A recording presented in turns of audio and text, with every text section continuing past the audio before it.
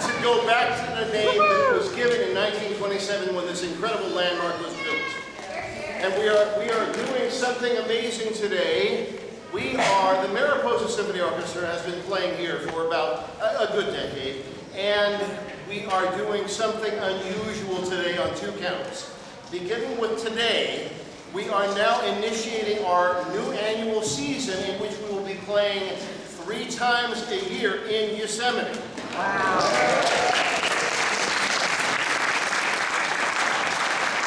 That's one of those wonderful new things. The other thing is we played in the Ahwahnee before. We played in Yosemite before in April, in May. We played, and you may know, that remarkable once-in-a-lifetime concert in August at Glacier Point. But this is the very first time we've ever played in October. So I figure we've got 8 more months to hit. But I would like to issue some thanks today to those who made this possible. First, certainly, Michael Boyer and his entire staff of the Ahwahnee Hotel, all of the airport.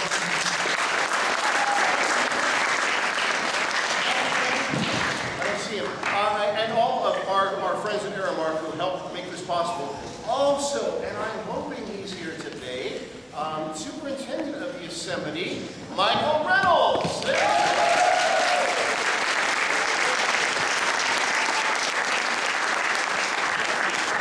Which does bring me to another point. I normally do not discuss non-musical things, but there is something very important happening in a couple of days here in Yosemite. Some of you may know that I am president of an organization called the Yosemite Gateway Partners. It's a group that's been around for about 15, 16 years, and what it does is to bring all of the gateway counties and communities together and communicate. Sit down at the table, agree, and we've done a remarkable job because we are now all incredible friends. There's no actual competition between us and, say, Tuolumne County, or Mono County, or Stanislaus County. It doesn't happen anymore. We are all dear friends, and we work together for the common good, but also for the common good of the park. And our association with the park is remarkable, certainly the most remarkable it has ever been under Mike Reynolds, and I appreciate that.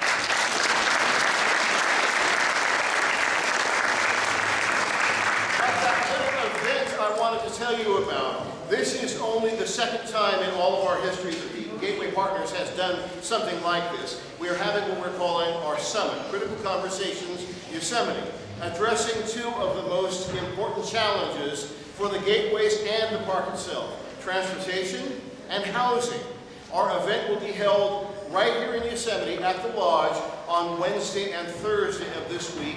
Registration must be done by tomorrow at noon. If you do a search for us, Yosemite Gateway Partners, online, you'll find our website, find out about the summit, see the great lineup of presenters that we have, including Mike, who are going to be talking to us about these issues in the park, but also outside of the park. And we brought in a remarkable number of people who are experts in their fields from across the country. I've got somebody coming in from Detroit. We've got people from the, well, as a matter of fact, somebody else who's going to be presenting is Frank Dean, the president of the Yosemite Conservancy.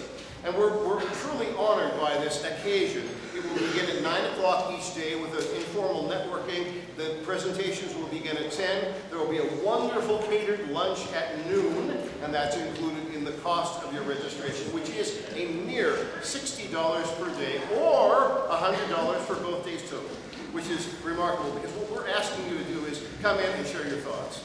Listen to what the presenters have to say, but then share your own thoughts. It's a brainstorming operation, and like a TED Talk in a way. We're going to begin to discuss ways in which some of these problems or challenges could be surmounted. It's very important, and I would urge you to please consider joining us on Wednesday and Thursday. That said, what we're going to be presenting now is a fun little concert of some terror, some horror, some scary stuff, but it's also almost all programmatic music, program music, orchestral poems, symphonic poems. What does that mean? Well, very quickly, in music history, up until about the time of Beethoven, most music that was written was called absolute music. And that would be a music that really did not have much of a story behind it. A symphony, for the most part, there are a few exceptions, but a symphony, for the most part, or a concerto, would simply be following a structure, and it would be a lovely piece of music written out You would come and hear it, and that would be that. And it's wonderful. It's wonderful. Programmatic music, program music is a completely different concept of it. Program music first started to kind of really institutionally rear its head about the middle of the 1800s, and probably in the hands of no greater exponent than Franz Liszt, who ended up writing 13 symphonic poems. What are they? Well, this is music that is actually telling a story. You could take a short story, a novel, a work of art, and you could then tell its story in music. Well, it was considered kind of radical at the time in the 1850s, but eventually more and more composers got on board with this idea, and while there were still some classicists, like Brahms, who continued to write without program until he died in 1897, writing some pretty amazing music, some of my favorite music, there were on the other side those such as Liszt, as Smetana. Certainly by 1896, the classicist friend of Brahms, Dvorak, went over to the dark side. Now this was after he had written all the great symphonies. He had written all 9 of the symphonies, including the New World Symphony, which we have performed in this room more than once. In 1896, after all of that, after his career was behind him essentially, he said, well, you know, I'll do it. And people were stunned. What he did was to take, he wrote 5 symphonic poems. The first 4 were based upon really ghastly tales. And I say that with great affection because they're wonderful tales. I'm going to tell you the stories of our first 2 pieces. They were based upon the writings of the Czech Karl Erben. And he wrote a series of these books drawn from folklore called The Bouquet. That's what the book is called.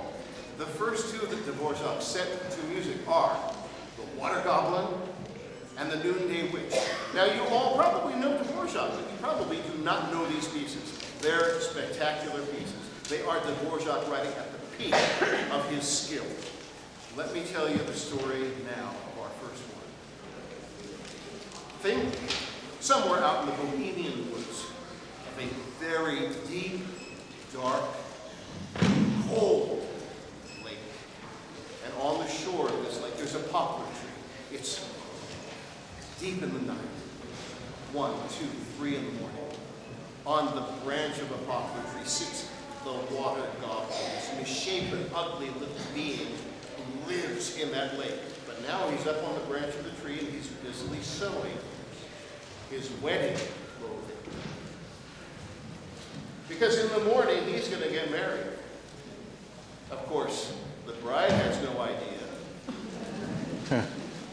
That next morning, a young girl is in her cottage with her mother. She's about to go down to the lake to do her washing. Her mother says, please do not go near the shore. Do not go near the shore. I had a terrible nightmare last night, and please, all I say is please do not go near the shore. So, of course, the girl goes right down to the shore.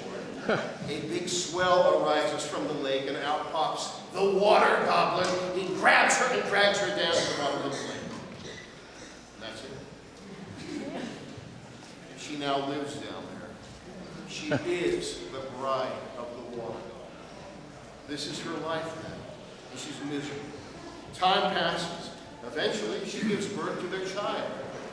Half goblin, half human, or as one of our musicians referred to the child, a little goblin. It's a little boy. Well, the poor girl is terribly sad. She wants to go visit her mother. She implores the goblin, please let me visit my mother. Finally, the goblin says, okay, but on these conditions. You may go visit your mother for the day, but when the evening bells chime, you must return home to me in the lake. And the other thing, I will keep our son with us to make sure you return. She says, yes, fine. She goes off. The mother is overjoyed to see her. She brings her into the cabin, and the mother says, please do not go back. And she refuses to let her daughter go home. Well, day goes by, the evening bells chime. The water goblin wonders, where is my bride? He finally comes up to the surface, goes to the cottage, says, come home, where are you? There's a motif that you will hear. This is how Dvorak tells this story. At the very top of the piece, you hear a cute little tune, but it's built around 3 notes.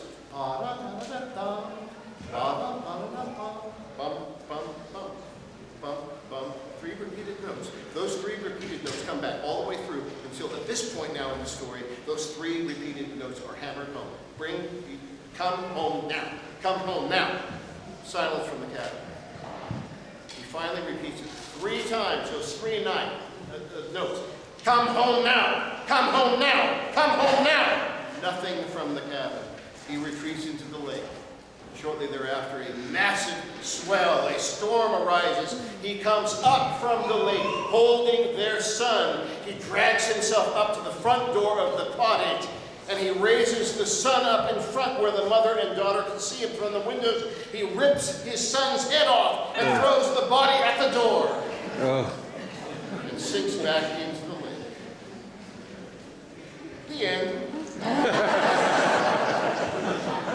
Here's what the voice-off does with that story.